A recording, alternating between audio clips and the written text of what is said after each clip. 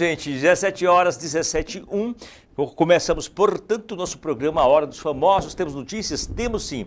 Companheira de Paulinho, eu falo Paulinho do Roupa Nova, que morreu, briga por herança do músico. Meu companheira. Deus, Bom, defunto esfriar, velho. quem é? É a psicóloga e advogada Elaine Soares Bastos, de 52 anos, que era companheira de Paulinho, vocalista do grupo Roupa Nova. Ele morreu agora há um mês e 4 dias, aproximadamente, depois de complicações da Covid. Ela entrou, gente, na justiça contra a TIG. Conhece? TIG, é isso, produção? Que nome estranho, TIG. Quem é TIG? TIG de Souza Santos e Pedro Paulo Castor dos Santos, filhos do músico. Olha para isso. A fim de solicitar o reconhecimento de união estável com Paulinho em uma entrevista. A Elaine, ela afirmou que os dois não a incluíram no inventário sobre essa questão da divisão de bens do vocalista do Roupa Nova. A notícia foi dada em primeiríssima mão pelo portal famosíssimo lá do Rio de Janeiro, tá? Não vou dizer o nome porque ele está pagando. Soube que eles abriram o inventário, né, logo depois da morte do pai, do Paulinho, isso já no ano passado, no dia 16 de dezembro, lá na comarca da capital, e não incluir a mulher, a esposa dele, ou a amante, ou a companheira dele, vamos falar assim, desde o início, que queria fazer tudo de forma consensual. Ela disse que não queria briga, não quero confusão. Eu vivi durante 16 anos com o Paulinho, uma vida, uma vida realmente próxima, né? No nosso acervo de fotos, de viagens, ela tem tudo provando que mostra a vida do Paulinho com ela. Eu e ele era a minha vida, eu e ele, éramos uma vida só. Totalmente dependente emocionalmente de mim, ele dependia muito disso, afirmou a Elaine, e ela afirmou também que vivia para o músico, por quem era apaixonada. O Paulinho me chamava de namorada, eu sou dependente dele, são palavras dela. E no imposto de renda de pessoa física, né, desde 2006, ela já tinha dado entrada no INSS para ter direito à pensão. O que está fazendo é uma regulamentação de união estável, mas os filhos deles estão dificultando porque querem que ela vá para a rua. E segundo ela disse assim, ela foi bem clara, querem que o virem mendiga. Foi essa a palavra que ela usou. A psicóloga... Uma psicóloga advogada virar mendiga? Ela disse estar extremamente abalada, né, com essa perda do companheiro e que está vivendo à base de remédios psiquiátricos. Ela disse o seguinte: tudo o que eu fiz foi por amor e faria novamente. O Paulinho começou com o linfoma lá em 2017. Em agosto do ano passado, ele foi internado no hospital lá em Niterói para fazer inclusive o transplante. E ela ficou 33 dias com ele no hospital e quando ele teve alta, ele contraiu agora a Covid. E foi a maior preocupação dele, inclusive, era como ia ficar o padrão de vida. Ele queria montar algo para ela, ela ficou preocupada, surpresa por não ter sido incluída no inventário, porque não esperava, e ela disse que ficou 16 anos casada com ele. Ela disse, estou vivendo o meu luto, só saio de casa para ir ao psiquiatra e volto para casa. E ela complementa, e Paulinho morreu no dia 14 de dezembro do ano passado, aos 68 anos, em decorrência, todo mundo sabe, das complicações do coronavírus. Depois de mais um mês de internação, que estava lá no hospital Copador, na zona sul do Rio de Janeiro. Paulinho, cantava excelente, né? Ele foi diagnosticado com linfoma, já falei, em 2017, foi tratado e assim que ele fez o transplante de medula óssea, em seguida ele pegou a Covid. Foi feita ali a troca das células tronco do próprio paciente e foi feito toda a recuperação dele. O procedimento também foi feito, que ele contrai. Depois disso tudo ele contraiu o coronavírus e depois de toda essa corrida a favor da vida, né, o mais difícil ele passou, que era a transplante da medula óssea. E depois, gente, você sabe que você faz um transplante como esse, você fica, o seu organismo fica fraco, debilitado. Inclusive, você fica com a imunidade baixa. É raro você ver alguém que tem CA ter aí uma imunidade realmente lá em cima. É difícil. E contrair o Covid num momento como esse, fatal. A idade também já não permitia, né, Nilton? Complicado, né, companheiro? Chegaram para todo mundo. Fiquei interessante agora pensando, por que será que ele não colocou ela no inventário? Alguma coisa teve. Tem algum caroço nesse angu que não foi mostrado. Porque você convive com uma pessoa de 16 anos, debaixo do mesmo teto, você sabe quem é. Então, se tem amor de verdade, se teve o afeto, como ela falava, ele com certeza colocaria o nome dela. Teve alguma coisa aí que não está bem contado. Algum caroço nesse angu, nessa toca aí tem coelho. Se ela realmente comprovar na justiça que a união estável é a partir de 5 anos. Ela consegue comprovar, já que é 16 anos. Tem fotos, tem tudo mais, tem um convívio do dia a dia com ele. Não tem muito o que ver. A justiça bateu o martelo e ela vai ter direito, inclusive, a quase, acho que a metade da herança dele. Isso, exatamente. Uma parte por filho, os filhos, dividiu os filhos. Mas vai ser contra gosto e a vontade do marido, do viúvo, do falecido, né? Porque se ele tivesse a vontade de que ela tivesse direito, ele teria colocado. Então, alguma coisa teve que estar mal contado. Está precisando encaixar aí. Tá faltando uma peça nesse quebra-cabeça. Essa prova dos 9 não está batendo, né? Não está batendo, não. 2 e 2 não está dando 4, está dando 4,5. Mas uma coisa eu sei, que ela quer a metade. E aí vamos ver. Bom, quem vai decidir é quem a justiça. A justiça, não tem outro caminho. Mas acho que ela ganha, ela leva. Mas vamos agora. Agora daqui que isso se resolva, né? Vamos ver. Ele vai puxar seu pé de noite, viu? Não queria deixar, não. Vou logo avisando aqui. Vai ser você vai acabar solicitando a visita aí do time do Mistério do Mundo para poder averiguar o que é que está acontecendo debaixo dessa cama, né? Esse 50% aí, o mistério dos 50%. Vamos esperar o que a justiça vai decidir. Bom, vou falar agora sobre a Thelma Cis. A Thelma Cis, ela vai à delegacia fazer denúncia contra ataques racistas. Quais esses ataques? Thelma Cis, ela esteve na manhã dessa terça-feira, portanto, de hoje, na delegacia. Ela foi fazer uma denúncia contra os ataques racistas que vem sofrendo nas redes sociais.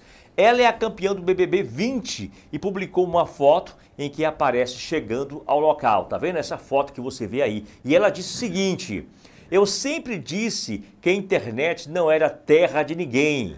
Grande dia, e tirou essa foto. Fogo dos racistas, disse ela. E ela disse também que desde que ganhou a 20ª edição do Big Brother Brasil, a Thelma ela vem enfrentando publicamente vários ataques, especialmente na internet. Logo que saiu lá do programa, ela analisou o racismo sofrido fora da casa e ela garantiu que buscaria a justiça para lidar com estas ameaças. Ela disse o seguinte: racismo é crime. E a gente corre atrás dos nossos direitos, e se houver racismo, a gente corre atrás e é a justiça a nosso favor. Vai nosso direito, não vou celebrar a minha vitória, respondendo ela à ofensa racista na internet, mas a vitória na justiça, avisou a garota. Um mês depois, ela enfrentou também um dos primeiros casos públicos fora do BBB, quando ela e a repórter ali, Luanda Vieira, da revista Glamour, recebeu uma série de comentários durante uma live, com novos ataques ao longo do período. A médica é agora influenciadora digital e decidiu seguir aí com as denúncias na delegacia. Enfim, o Brasil, resumindo, é um país infelizmente ainda racista. Tivemos vários casos. Nós, inclusive, trouxemos alguns aqui, né, Nilton? Falamos aqui semana passada sobre algumas pessoas que se oporam à presença da voz de Thaís Araújo em alguns programas na Globo, em um comercial que ela a Poderosa está produzindo. Então, a gente vê ali um conteúdo racista. As pessoas não estão acostumadas a ver um negro tendo um papel de fala. Quando a gente sempre usa as palavras, esses estereótipos. Neguinho não pode ter um carro que se acha. Neguinho não pode ter um celular. Então, aí já tem um cunho racista embutido. As pessoas elas acabam trazendo na sua fala, na forma como você olha, como você invisibiliza o próximo e principalmente agora na internet. As pessoas não podem fazer isso diretamente, então se camuflam através de perfis falsos para poder desmitificar a imagem de uma pessoa, fala mal. E utilizam termos racistas, preconceituosos, então a gente tem que quebrar com isso. A justiça está aí, vai ser feita. As pessoas fazem crimes na internet e pensam que vão ficar impunes. Não ficam mais. Nós já temos até uma delegacia especializada em crimes cibernéticos contra tudo isso que acontece. Essa difamação, essa calúnia, esse desrespeito a nossa própria história, porque sabemos que o Brasil é formado por 55% de pessoas negras. Foram as pessoas que vieram da África e formaram toda a nossa, não vou dizer miscigenação porque foi algo forçado, mas tudo que nós temos, a variação linguística, a variação racial que temos no Brasil hoje. Então temos que aprender a respeitar as diferenças, temos que aprender a conviver e respeitar. Mas também puderam, né? Vemos que o Brasil hoje está sem governo, está sem liderança, então a gente acaba refletindo aquilo que está na nossa frente, o nosso líder.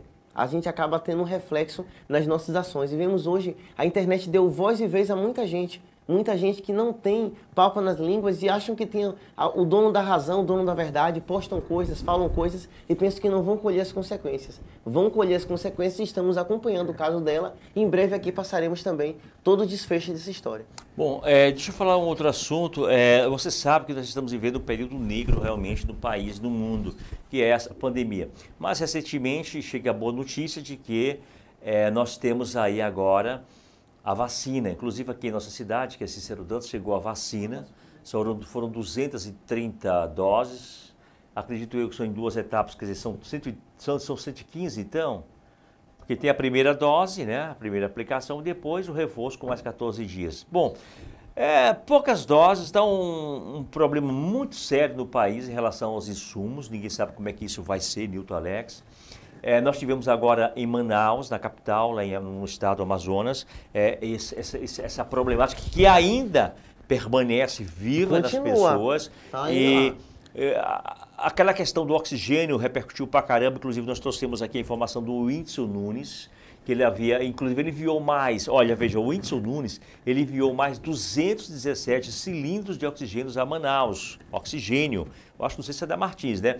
O Whindersson Nunes, ele compartilhou uma foto mostrando aí que enviou mais cilindros de oxigênio a Manaus, lá no Amazonas. Ele disse, embarque de 217 cilindros feito hoje, às 6h30, e chegam hoje às 10h30 em Manaus. Já acordei suave, postou humorista e influenciador digital. Estamos engajados em salvar vidas, completou em prints na tela. Preocupado com a situação na cidade, veja bem, ele não é político, né? E era para isso partidos políticos. Exatamente. E está partindo de quem? De alguém que é um cidadão comum, claro, conhecido na internet, na televisão, o Whindersson Nunes. Inclusive, já havia iniciado as ações solidárias, na semana passada, e nós trouxemos aqui. Isso foi no sábado, dia 16. E ele mostrou que 60 respiradores seriam distribuídos em 6 hospitais. Ele mandou para Manaus para garantir que ele usou a palavra, nenhum arrombado desvie os aparelhos. Hoje em dia está difícil confiar em outras pessoas, postou aí o Whindersson Nunes. Inclusive, a capital amazonense entrou em colapso em meio à pandemia do novo coronavírus por conta do aumento de pacientes infectados pelo coronavírus. Muitos deles estão morrendo por falta de oxigênio. Até o balanço divulgado no dia 16 agora, foi a semana passada, Amazonas havia contabilizado 229.367 infectados e 6.123 mortes, tudo pelo coronavírus. A crise engajou vários famosos, fazendo doações de cilindros de oxigênio, personalidades, inclusive ali o Bruno Galhaço, a Fabiola, a Hyper, será? Não, Fabiola Nascimento, né?